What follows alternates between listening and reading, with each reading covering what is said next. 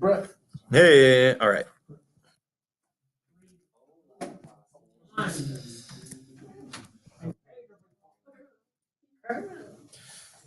As we discussed on Monday, reform caught middle-class women the most. Okay, educated people, women that maybe didn't have a public education, but who had been taught to read and write in the home.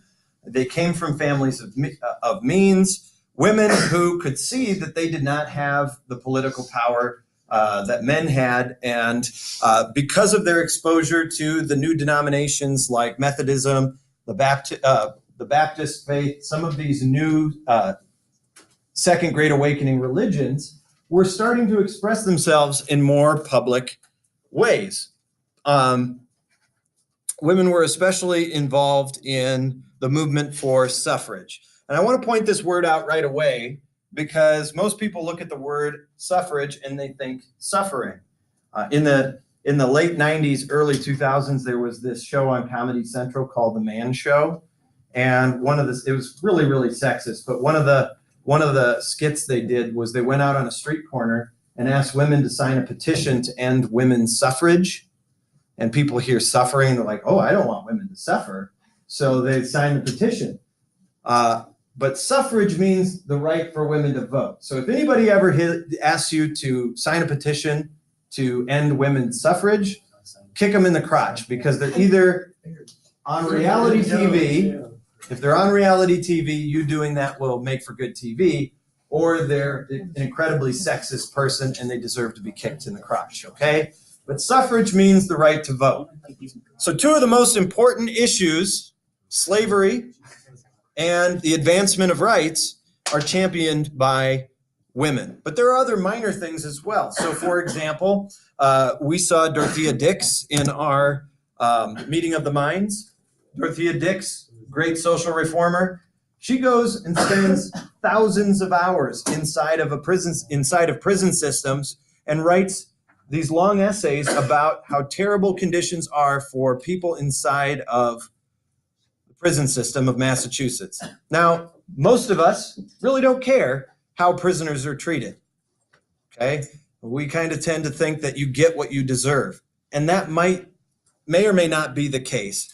But the ones she focuses on are the most vulnerable of the vulnerable. And those are people that are in prison for no other reason than that they have mental illness, or what we would call mental illness, what they call criminal insanity.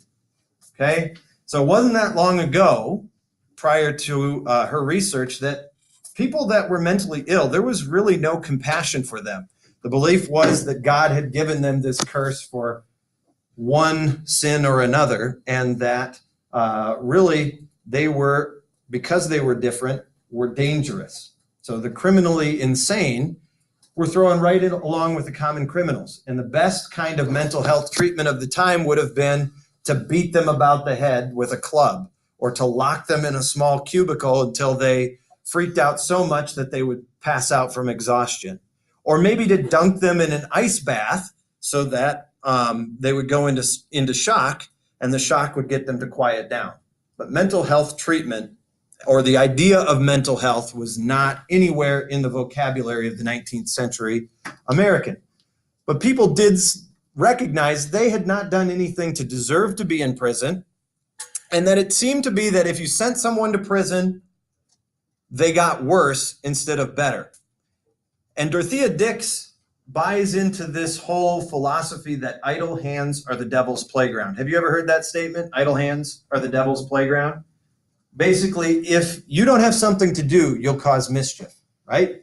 If you're bored, if you're not living up to your potential, that people will then become destructive.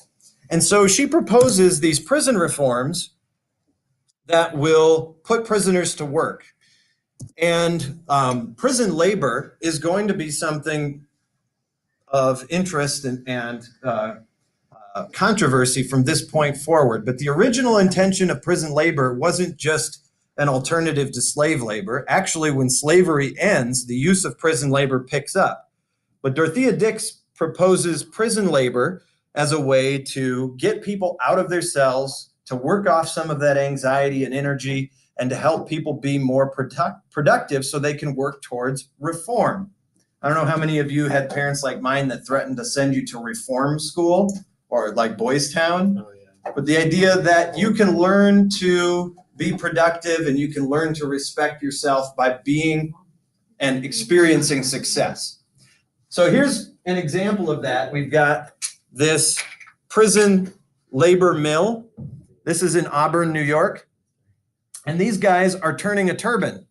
Okay, that turbine is on an auger that's part of a textile mill. So instead of water, we're using prison power.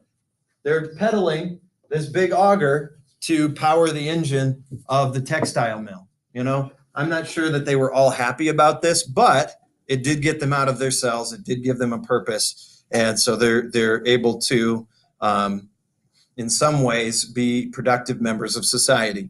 You have to remember one of the things of Republican motherhood, women and their responsibility was to make good, productive citizens of their children. You can see this as kind of an extension of that, these trying to train prisoners to be productive members of society. Another major social reform women worked towards was temperance. Temperance means to limit one's consumption of alcohol, okay? There's temperance and then there's abstention. To abstain from alcohol means to not drink any at all. Temperance would be modest in your drinking. Why do you suppose women were so attached to the temperance movement? Why would women be concerned about alcohol consumption?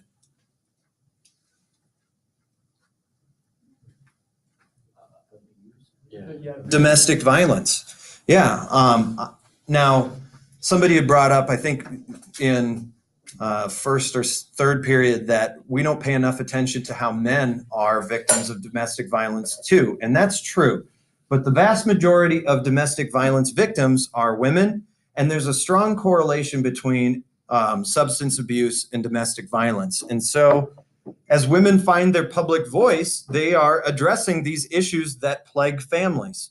And overconsumption of alcohol, there were no drinking ages. Alcohol was often the only beverage consumed in a family because drinking water wasn't always safe. But it had a very dramatic effect on the family. And women become the champions of these cold water armies, or, you know, groups whose political activity centered around getting rid of or limiting alcohol consumption. There were radicals, for example, Molly Hatchet, who would go and smash bars up with her hatchet and chase drunks away from the tavern with some kind of blade. But most of the activity centered around politics, and Maine becomes one of the first states to actually pass a law that prohibits the consumption of alcohol. Now, women will get the right to vote in 1918, right? And only a couple of years later, our nation will pass prohibition laws. The Constitution will prohibit the manufacturing and consumption of alcohol. This is not a coincidence, okay? Women exercising the right to vote for the first time turned towards prohibition. Now, it was kind of a grand catastrophe in that prohibition didn't really prevent anyone from drinking. It just made drinking less safe. For example, people looking to get rich on illegal alcohol substituted regular grain alcohol with isopropyl alcohol, which is rubbing alcohol. Never drink rubbing alcohol. It will destroy your liver, and it will also make you go blind if you don't die. And so bootleggers filled the niche, created organized crime. Hopefully we could talk about some organized crime when we get into the 1920s. But it also became more dangerous as a result. And then trying to remember who it was in sixth period wanted you to know that it also created NASCAR. So we can thank women for prohibition and NASCAR. No. Because of the races, you know, the races between law enforcement and bootleggers. Right. Okay. But let's focus on the big two. So there's social reforms like prison reform and temperance movements. But the big political movements championed by women is women's suffrage. Women obviously not able to vote were also the property of their fathers or husbands. So they themselves could not control property. They were kind of stuck in this perpetual state of adolescence, meaning, like you, who can't wait for their parents to stop telling them what to do or schools telling you what to do, they had no relief from that. Okay? They went from under their father's control to under their husband's control and never really being able to manage their own lives. Girls that were not married shortly after puberty could be considered spoiled merchandise. If you got to be 18 years old and you weren't married, there must be something wrong with you. You must be impersonal, frigid, right? A woman needs to display some of these elements of affection and nurturance and to be a good mother and to be a good wife. And if you were a cold person, you weren't going to be a good wife, which meant you wouldn't be a good mother. And so you would be resigned to the title of spinster or old maid. Anybody play the card game Old Maid? Oh my gosh, that's a long game. You know, you always think about old maids as like someone that's your auntie or grandma's age. Old maids could be somebody that was just a little bit older than you and hadn't settled down to raise a family yet. Okay, so you know, think about this: 90% of women were getting hitched sometime after puberty. As men left the field, as we move away from small-time subsistence farming, this also hurt gender equality. Okay, when you live a subsistence farming lifestyle, everyone is out in the field, men and women. As Americans moved into the factory, women went home and they become part of this cult of domesticity. Their strengths were to raise children, take care of the house, that kind of thing, right? And so that reinforces this sexist idea that women can't be in the workplace, women can't be in politics, that they are physically and mentally not capable of handling those masculine tasks. Where when things on the farm, everybody was working for the benefit of the farm, there was more respect for the role of women as being equals. Okay, we get these trailblazers, these pioneers of women's rights, people like Lucretia Mott, who was married, but refused on her wedding day to say that she would honor and obey her husband.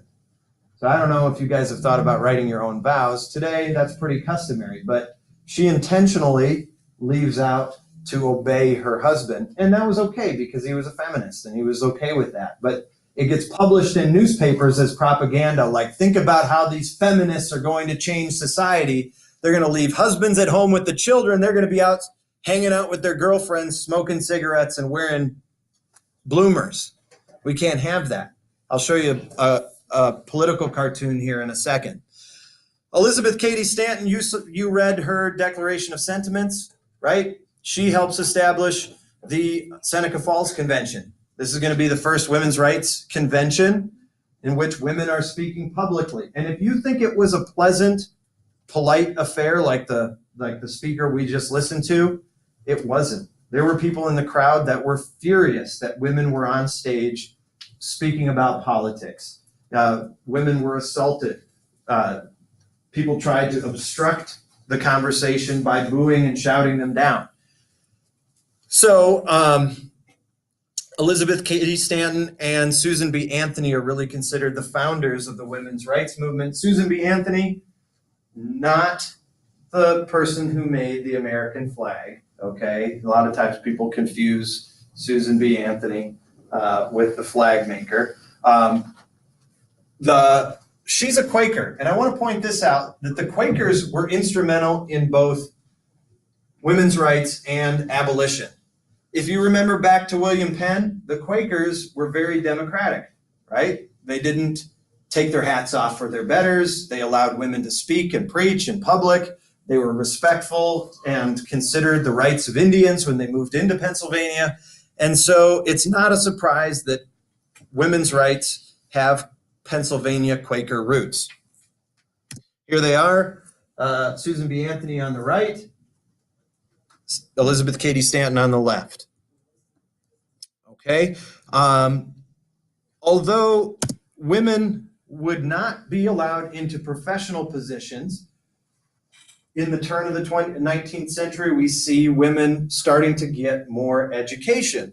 Okay, some women are being admitted into colleges. The college that's referenced in your textbook, Olberton College, is a Methodist college. We talked about the Methodists and the Baptists and how they were much more egalitarian, allowing women to speak at their prayer conventions. Some states like Mississippi permit women to hold property. We do start to see that through nationally, there gets to be more severe punishments for rape. Now that's kind of a sad statement on the historic America that, you know, finally people are being protected, women are being protected from rape, but yet they're still being beaten by their husbands.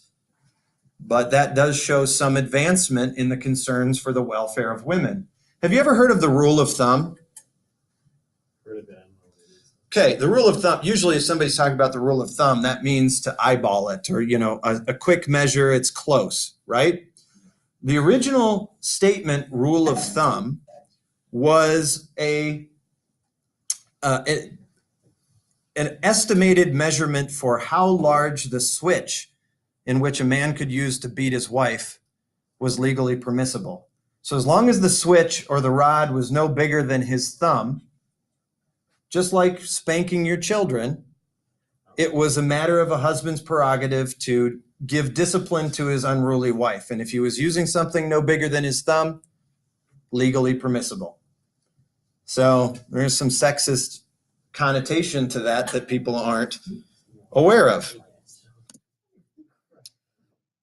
For those of you that are considering medicine, Dr. Elizabeth Blackwell, first female physician, couldn't get licensed, couldn't go to medical school in the United States, had to go abroad, had to go to England. And in many cases, she was not allowed to participate in the medical school. For example, examination and use of cadavers. The thought that a woman was too weak, too frail to handle a dead body, and it was inappropriate for her to be touching male patients or a male cadaver. She was denied a lot of opportunities there and pretty much graduated in a class all of her own. Women in the South were not particularly supportive of abolition. The Grimke sisters, did we have anybody here represent the Grimke sisters? Okay, they're unique because almost universally Southern women liked or supported the institution of slavery, and here's why. The South, women weren't necessarily allowed to own property, but they did manage household affairs. So Southern women, whether they owned slaves or not, liked this idea that they had some position over their slaves. So it would be a woman's role if they had a plantation to manage the household slaves. So you're not going to see very many Southern female abolitionists outside of the Grimkes, but the Grimkes then also, they're more feminists than they are abolitionists. They use their observations about slavery to talk about the inferior status of women in American society. I'm going to talk about Lucy Stone here in 1 second, but fashion too was a controversial topic for women. So in our day today where people are debating whether or not leggings are appropriate for school or there's a distraction to young male minds who are, not capable of controlling their eyes or their thoughts. This was also a major issue for Amelia Bloomer. Okay, she adopts and encourages women to wear what are called the Turkish pantaloon, or as they get nicknamed, bloomers. Now, bloomers had been something people would wear under their skirts, okay? Much like originally leggings were something you wore under your athletic wear. But they're comfortable.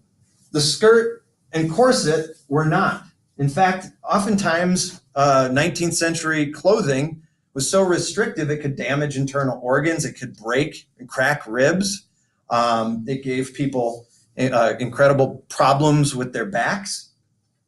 And Angelina Bloomer is like, we should not be wearing these costumes that are meant solely for the enjoyment of men. The reason we have the bustier and the corset is not for our own pleasure, but for men's pleasure. And so she wants women to adopt attire that is more practical, more comfortable, right? And that is suitable for modesty. So here it is, the Bloomer, okay, Turkish pantaloons. And look at this fashion ad. Not only a sign of the Bloomer, but a sign of women's emancipation. Now they're able to wear something that's less restrictive. It's showing off their legs. Talk about scandalous. Notice how they're not showing skin. There's still undergarments there covering the ankle, but that's considered salacious, seductive to show off a little bit of ankle in the 19th century. But I also want to point at a couple of other things, what these women are doing and what they're not doing. Notice that they're not in the company of men. There's only one man in the picture, or no, not a man. This is a woman, okay? They're out socializing and they're not at home. And they're smoking. Public smoking would have been considered inappropriate for women. This is in a time before concerns about smoking, but the social significance that smoking was a male activity, independent women, feminists, to show that they were their own woman, to smoke in public was kind of one of those sexy taboo things to do. And smoking is going to be connected to this idea of mystique, sexiness, independence, all the way up until the 1960s when the Surgeon General issues a warning that cigarettes can kill you. Okay?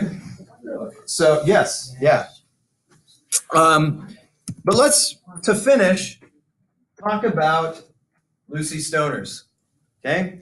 Now, we're only going to be talking about contemporary or traditional marriage in this discussion and debate because gay marriage was not constitutional until only recently. So there isn't a history here about tradition for gay marriage.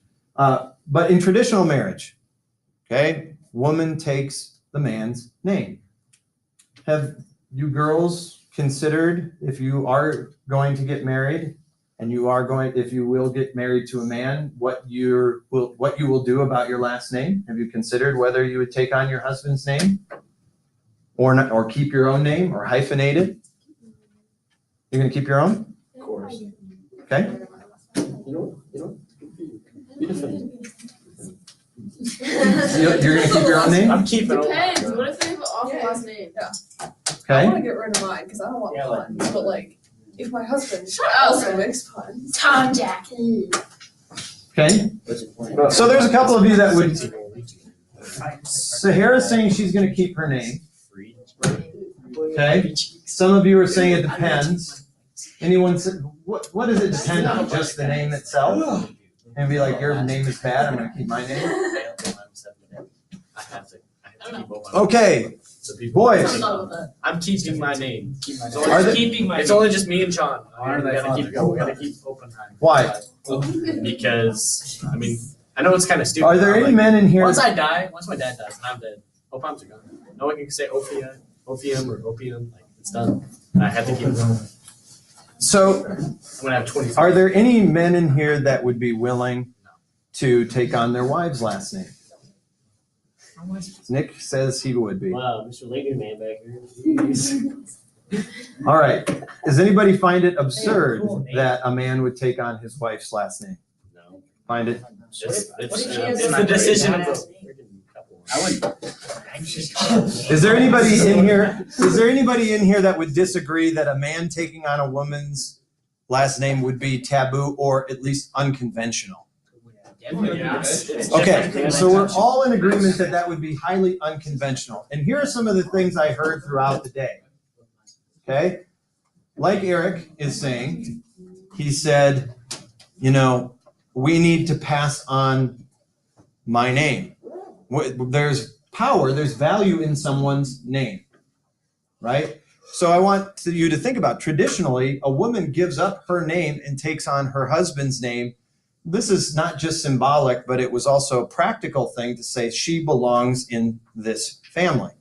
Now, there's value to that, you're saying still, in that you want to make sure somebody carries on the Opium last name. And I got thinking about this. I've got daughters, right? And the idea came across my mind, like, oh, well, if I don't have a son, then the Hofer name, at least through me, You don't have a brother. is the Hofer line, the Hofer name, at least through me, is done. I was like, I don't know how I feel about that. And then my second thought was, who cares? It's just a name, Exactly. you know? But there is some kind of, men attach some kind of value to it. And women have grown accustomed to giving up that which is theirs in order to take on that which is their husband's. I also had somebody in another class say, you know, well, it depends. If I've made a name for myself, then I want to keep my name. But if I haven't created value for myself, then I'll take my husband's. Notice how the husband's name always maintains some level of value, where a woman's name is more disposable or can only have value if she's made it. Right? And then you propose the idea that a man takes on his wife's name and he's less of a man for doing it. Right? He's given up his manhood and his wife now wears the pants. Right? So there is value in a name. We take our names very seriously. And it is not an equal institution or an equal tradition. My hope is that if it's a conversation, that you engage in the conversation together, but that women would not be so quick to just dispose of their name, that you come to some kind of agreement, because that is your identity. And if you are willing to shed your identity, I would want to know if your partner is willing to shed their identity for you. That's equality. Right? I have like 56 million cousins. That's fine. I have hands on them. Like, you know what?